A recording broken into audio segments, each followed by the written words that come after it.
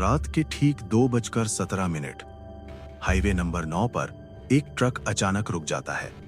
Engine चालू है, headlight जल रही है, लेकिन ड्राइवर की सीट खाली है और ट्रक के अंदर से किसी के सांस लेने की आवाज आ रही है। रमेश एक आम सा ट्रक ड्राइवर, सालों से वही सड़कें, वही अकेली रातें। लोग कहते थे हाईवे नंबर 9 मनहूस है, लेकिन रमेश के लिए ये सिर्फ एक रास्ता था, रोजी रोटी का।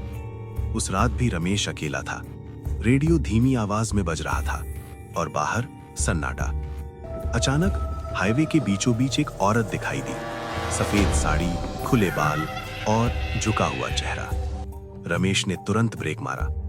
औरत ने धीरे से कहा, मुझे आगे छोड़ दो। उसकी आवाज किसी जिंदा इंसान जैसी नहीं थी। डर के मारे रमेश ने मना किया और ट्रक आगे बढ़ा दिया।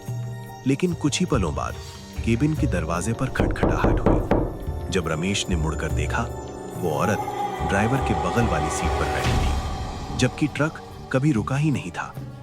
रमेश की सांसें तेज हो चुकी थीं। उसने स्पीड बढ़ा दी। तभी रेडियो अपने आप बंद हो गया और एक भारी डरावनी आवाज गूंजी, हर ड्राइवर घर नहीं पहुंचता। रमेश ने शीशे में देखा, पीछे की सीट पर कोई और भी मौजूद था। हाईवे पर एक पुराना मोड़ आया, वही जगह जहां सालों पहले एक भयानक एक्सीडेंट हुआ था। एक ट्रक पलटा था और उसका ड्राइवर मौके पर ही मर गया था। अचानक रमेश को सब याद आ गया। वो ड्राइवर वो खुद था। रमेश उस रात मर चुका था और अब वो सिर्फ अपनी आखिरी ड्राइव पूरी कर रहा था।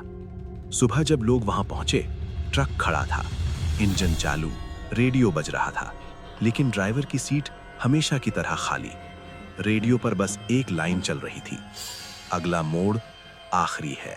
तो अगर कभी रात में किसी सुनसान हाईवे पर बिना ड्राइवर का ट्रक दिखे, तो याद रखना, वो अभी भी अपनी आखिरी यात्रा पर है, क्योंकि कुछ रास्ते मौत के बाद भी खत्म नहीं होते।